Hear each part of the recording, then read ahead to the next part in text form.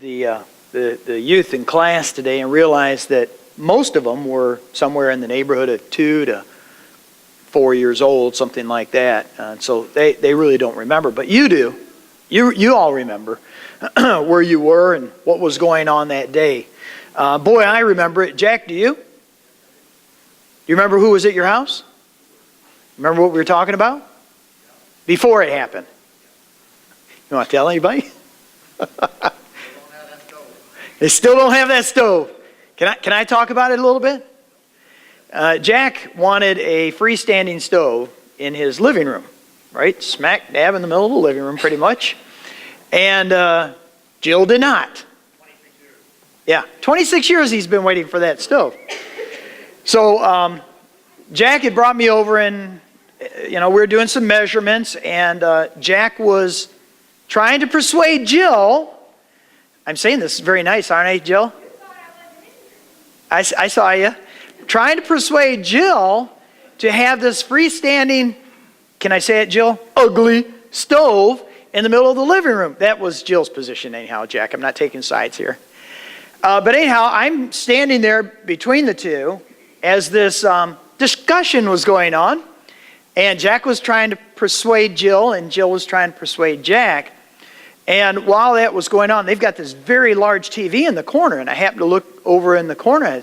I noticed that the World Trade Center was there. And below it said, a plane had flown into the World Trade Center. And I said, hey guys, you see that? And we thought, wow, how could somebody accidentally fly into the World Trade Center? And we were kind of having that discussion now. And you guys remember that at that time, the other plane came and crashed right into the other one. And I remember Jack saying, that's no accident. And I'm leaving. And so I went to the house, and then I watched the whole thing on TV and was calling different people and so on. And then it became very quickly apparent that this was a terrorist attack on America. And I called a bunch of different people in the church, and we went down to the church building and we began praying. I remember that at the time, one of my greatest thoughts was, I sure hope that that we as a nation respond correctly to this situation in a Christ-like way, trusting God. I remember churches at that time began to fill up very quickly. The first Sunday, attendance at church spiked all across the United States and continued for a few weeks. I remember people crying out to Jesus. I remember the Congress standing on the steps of the Capitol building, Democrats and Republicans and independents alike, men, women, liberals, conservatives, spontaneously begin to sing, God Bless America. Do you guys remember that? I wanted to get video of that to show you, because it did happen.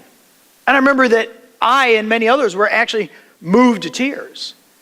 That people were now crying out to God because of this great tragedy that took place. And so these ribbons are to help us remember not the evil that was perpetrated against us, but the memory of those who died, and the memory of when we were united calling out to God. That, why is it seems it takes great tragedies like this for people to come together and to realize that we desperately need God. That this world is filled with evil. It always has been. It always will. And we need God. And so on your screen right now, you see a very controversial picture that had evoked a great deal of emotion and outcry on September the 12th, 2010. This is a famous picture that was taken by a very well-known photographer, and many journalists and editors debated as whether or not to publish this picture. They did publish it on September 12th, and never again. Because here we see a man who is jumped, fallen, or whatever to his death because the floors below him had caught on fire and he was either going to burn alive or he's going to jump. And it, on one hand, is kind of a private moment, and at the same time, it's a very public expression of his death. And it really puts a human picture on this whole tragedy.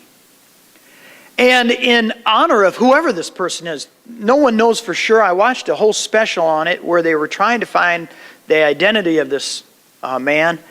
They're pretty sure he was one of the wait staff in the Windows on the World restaurant, which is at the very top of the North Tower.